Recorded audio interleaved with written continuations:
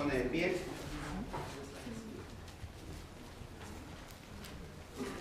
Vamos aquí a hablar en Filipenses.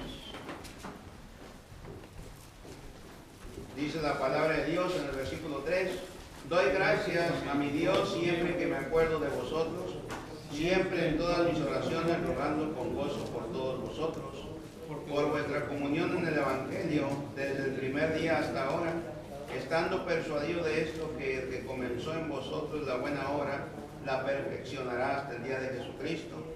Como me es justo sentir esto de todos vosotros, por cuanto os tengo en el corazón y en mis prisiones y en la defensa y confirmación del Evangelio, todos vosotros sois participantes conmigo de la gracia. Padre, pues le damos gracias, Señor, porque nos permitió regresar esta tarde o esta noche a este lugar de adoración, este lugar de enseñanza, Padre.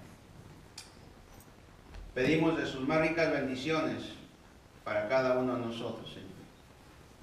Le pido que llene la necesidad de todos mis hermanos, Señor. Que use a los maestros allá en Aguana y que los niños y los jóvenes, Padre, aprendan de usted, aprendan de la palabra inspirada, y que, Señor, tú produzca, Señor, un gran temor en los jóvenes de nuestra congregación, Señor, en los niños que van creciendo, que los padres les enseñen cuál es el temor a ti, mi Dios, y que nosotros como adultos lo podamos practicar, Señor, no solamente enseñarlo, Padre, el temor a ti, Señor, temor reverente. Así que enséñanos tu palabra, Espíritu Santo, sé nuestro Maestro, Padre Celestial, forma a Jesucristo un poco más en nosotros en esta oportunidad, porque en el nombre de Él pedimos estas cosas. Amén. Tomen asiento, hermanos.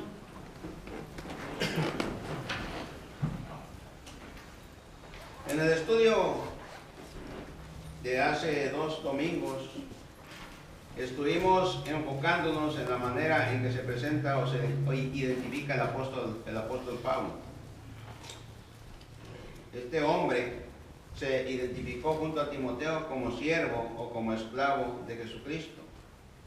En aquella oportunidad miramos 5 cosas relacionadas a un esclavo en los tiempos del apóstol Pablo.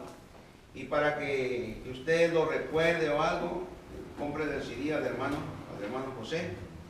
Y hermanos, Pablo, una de las cosas que podemos conocer del apóstol Pablo es que él sirvió exclusivamente a Jesucristo. Tal como lo hacían los esclavos en su época, los cuales no tenían voluntad propia para decidir, Pablo entregó su voluntad y su propia vida al Señor que lo rescató de esa manera, ¿verdad?, en que él vivía, una vida religiosa y una vida que en lugar de llevarlo al cielo lo estaba llevando al infierno. Y él dedicó toda su vida al servicio al Señor Jesucristo. Pablo, hermano, hermana, jamás buscó agradar a los hombres. Él dijo que si él servía a los hombres, entonces no era siervo de Jesucristo. Y eso lo tenemos que tener siempre en mente, aquellas personas que nos gusta servir a Dios. Que nuestro servicio es a Dios. No servimos para que nos vean, servimos a la gente, pero no para que nos den recompensas, para que nos den aplausos, para que nos den reconocimientos, hermano. No debemos de buscar nada de eso. Los reconocimientos y los premios y todo eso lo da el Señor, y le va a poner en el corazón, quizás hermanos acá abajo, a hacer un reconocimiento a alguien, y si no, allá arriba el Señor tiene grandes cosas para nosotros.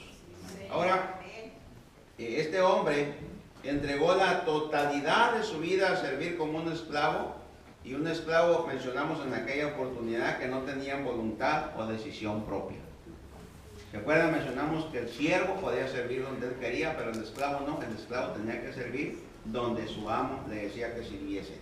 Ahora, en nuestra época, muchos cristianos se han convertido en voluntad propia de esclavos o en esclavos. ¿Pero esclavos de qué? Esclavos del mundo, y lo vamos a decir de esta manera: esclavos del dinero. O sea, viven para el dinero, viven para hacer dinero. Esclavos de la tecnología, esclavos de la fama, esclavos de una casa, esclavos de la ropa, esclavos del carro, esclavos de la belleza externa, esclavos del materialismo. O sea que lo que los mueve son las cosas terrenales. Ahí están esclavizados. ¿Se acuerdan de Martita? Cuando debía estar escuchando la palabra de Dios, andaba trabajando. Porque estaba esclavizada la casa. Y a veces se encuentra uno, hombres y mujeres, que nomás se la llevan embelleciendo la casa. Y claro que es bonito, es bueno, ¿no es cierto? Y a veces es importante, ¿verdad? O necesario. Pero hermano, lo máximo es embellecernos a nosotros mismos y por dentro. No por fuera, por dentro. Por dentro. Alguien dijo que cuando un cristiano era bello espiritualmente, o sea, en lo interno, por fuera iba a manifestar su belleza. Pero no en lo físico. Porque la gente ve la manera de actuar de un cristiano espiritual, hermano. ¿Sí me estoy explicando?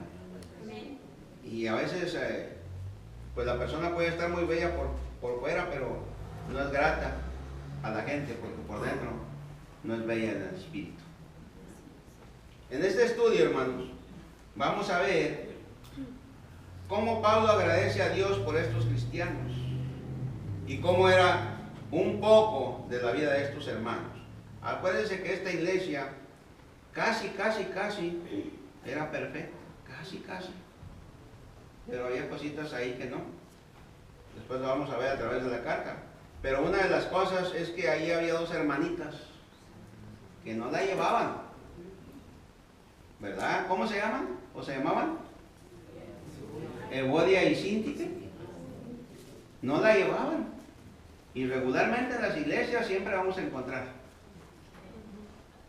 dos hermanas que no la llevan. Yo sé que acá pues no hay todavía, pero hay que prevenir. Amén, hermanos. Y ya vamos a hablar a su tiempo de ello. También se cuenta, ¿no? Cuando se estudia sobre esta carta, sobre esta iglesia, que ya se estaban empezando a meter los judíos con sus prácticas, ¿verdad? El judaísmo estaba queriendo entrar ahí. Y el apóstol Pablo pues detiene todas esas cosas. Pero lo que nos interesa ahora a nosotros es meditar un poquito en los versículos 3 al 7. Dice el apóstol Pablo acá: doy gracias a mi Dios. ¿Y por qué agradece el apóstol Pablo?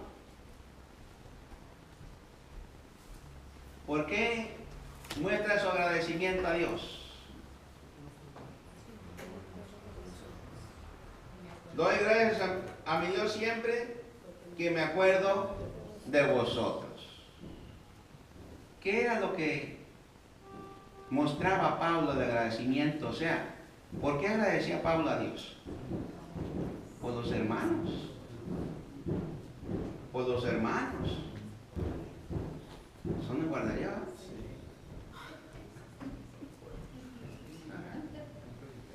No sé el ratón que anda por allá. El otro día también alguien estaba haciendo ruido, y ese problema hay que ver con las hermanas. Ahí, ¿quién son? Si está haciendo ruido es porque las hermanas lo están dejando, hermano, y eso no es correcto. ¿Sí? Muy bien. Entonces el apóstol Pablo, hermano, está dando gracias a Dios porque él, cuando está orando por estos hermanos, ¿verdad? Y esta iglesia era una iglesia fiel a Pablo también, porque esta iglesia le ayudaba económicamente al apóstol Pablo. Ahora, él no se acuerda de los cristianos por el apoyo material que le dan. Porque Pablo, hermano, si vemos las cartas de él, Pablo amaba a los hermanos. Pablo era un hombre cariñoso, como un padre, dice a los tesalonicenses, ¿verdad? Un padre cariñoso, amoroso, ¿verdad? Caluroso, ¿verdad? Era un hombre que verdaderamente manifestaba el amor a los hijos de Dios, hermano. Entonces, hay cosas que nosotros debemos de aprender del apóstol Pablo, ¿verdad? Y esta es una de estas cosas, hermano. Agradecer a Dios por la iglesia, por los hermanos. Y no solamente por unos cuantos, por todos, hermanos, porque otra cosa que el apóstol Pablo, ¿verdad? Él hizo siempre es que no hacía acepción de personas. Mire, cuando él escribe a los hermanos de Corinto, él les habla, hermanos míos, les habla de una manera cariñosa, con convicción, sí, y trata de reprenderlos, ¿verdad? Por la vida en que están viviendo, pero él lo hacía porque los amaba. Y él agarraba parejito a todos. Pablo, ¿verdad?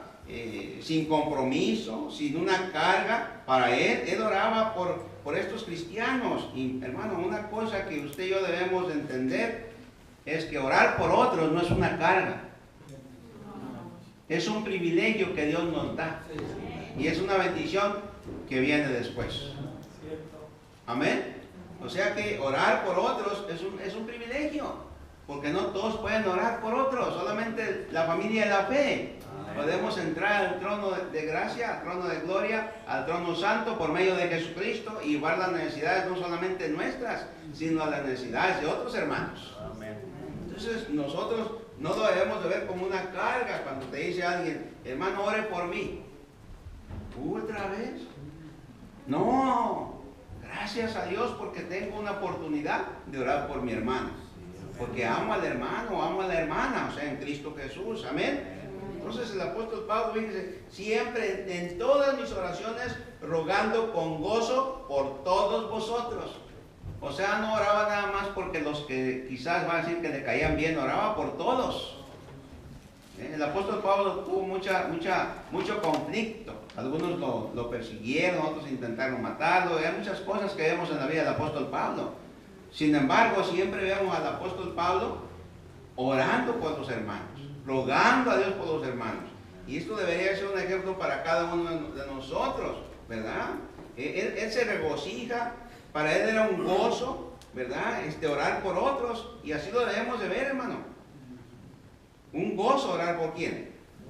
Por otros. Y debería tener una lista, si no se acuerda, de los hermanos de la iglesia.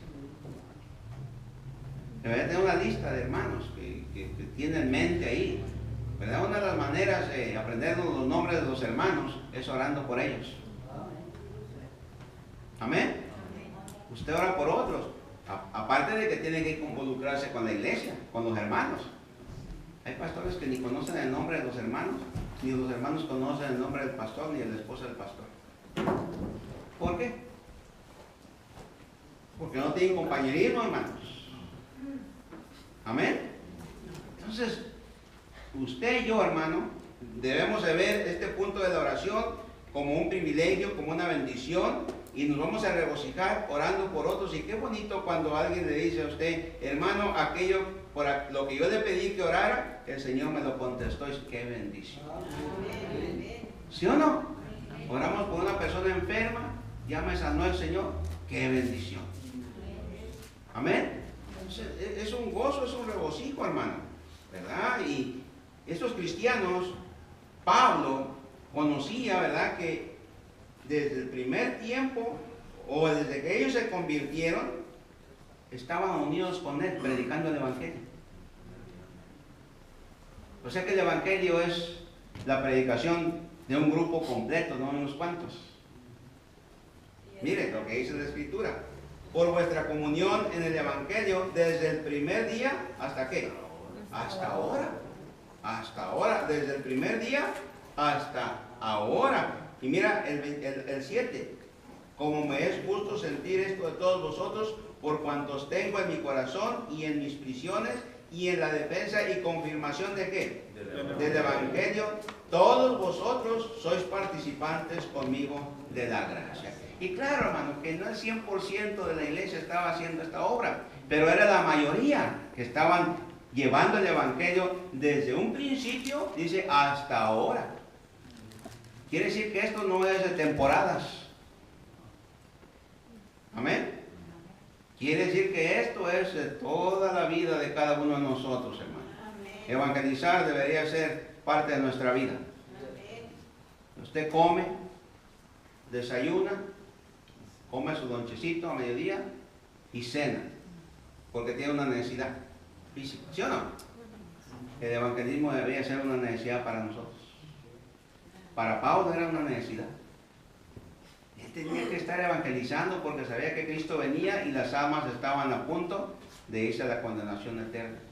Y él oraba y oraba y oraba y oraba, y de seguro que él oraba para que estos hermanos no dejaran de evangelizar. Porque, hermano, mire, una iglesia sana evangeliza al mundo perdido. ¿Me explico? Y otra vez, no es 100%, pero la mayoría de los miembros van a evangelizar.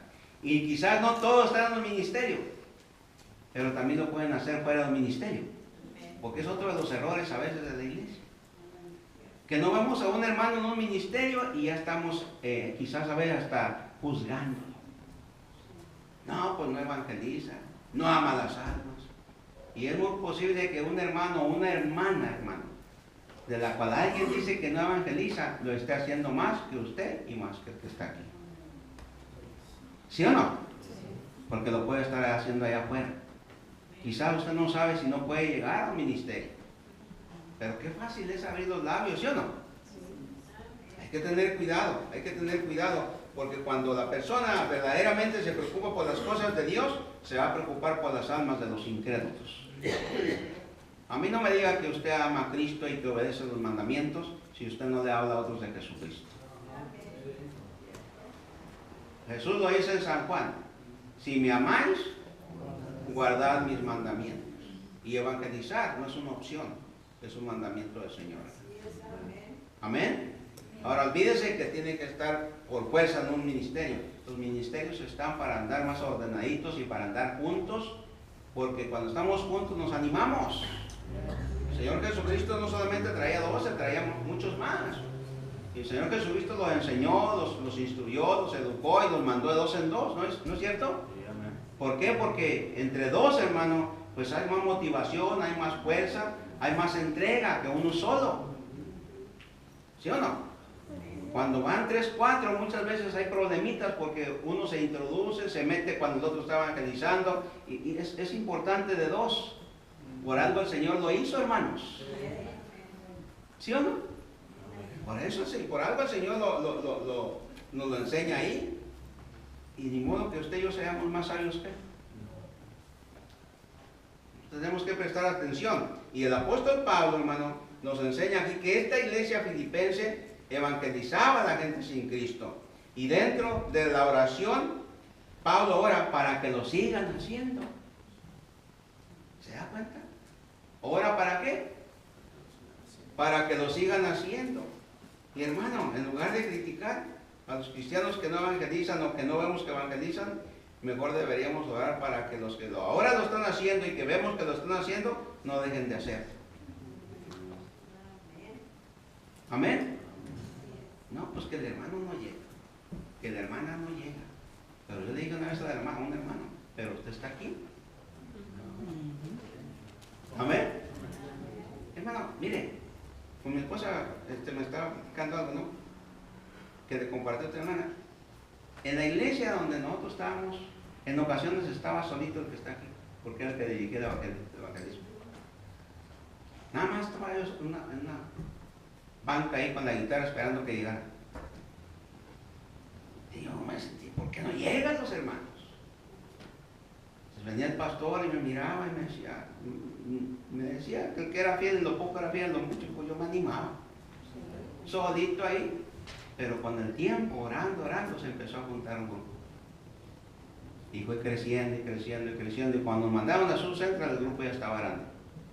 Tristemente el que lo agarró, lo acabó. ¿Me explico? Porque los ministerios hay que orar por ellos, hermano. Hay que orar para que Dios ponga en el corazón de los hermanos venir voluntariamente a ese ministerio. Cuando nosotros los forzamos, vienen por fuerza, por obligación.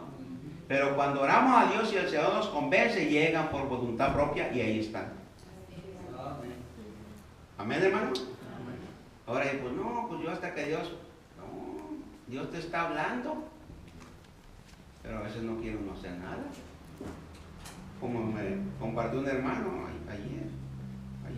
ayer por la tarde, me llamó un hermano de otra iglesia y me dice, pues yo estoy orando por un líder allá, por un pastor por allá, que para que cambie, que si haga esto, haga lo otro.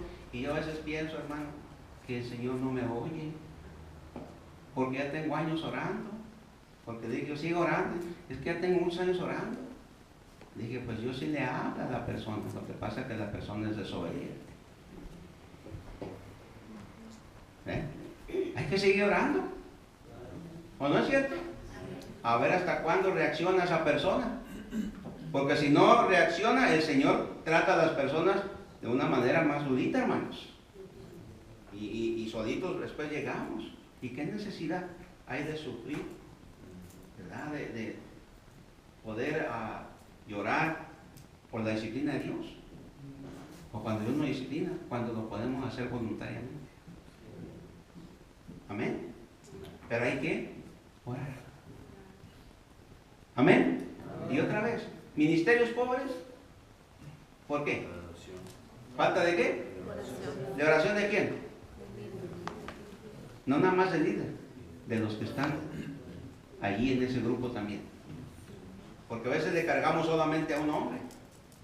No, los que están también ahí. Antes me decían, no, es que usted diga desde el púlpito, diga desde el púlpito, hermano. Yo no puedo obligar a la gente, yo no puedo cambiarle su mentalidad. Yo lo único que puedo hacer es animarlos y motivarlos y orar por ellos, pero usted tiene que hacer su parte. ¿Sí o no, hermano? Es algo voluntario, es algo voluntario. La esposa no va a venir con usted por fuerza. Debería de estar sirviendo también las mujeres, porque también es para las mujeres el servicio, ¿no es cierto? Pero también Dios tiene que poner en el corazón de ellas, y la mujer ser obediente. ¿O no es cierto? ¿Sí o no? Piensa, hermano. Mire, en lugar de criticar, deberíamos orar para que no dejen de hacerlo y nosotros hacer la parte que nos corresponde. Dice aquí, por vuestra comunión, y la comunión de la cual Pablo habla, ¿verdad? Es la que los tiene unidos en la predicación del Evangelio, ¿verdad? Y esa comunión la ha provisto Jesucristo, hermano. Amén. Cristo es el que hace todo, hermano. Cuando el hombre o la mujer acepta a Jesucristo, es Cristo el que lo introduce en el cuerpo de Cristo, en la iglesia.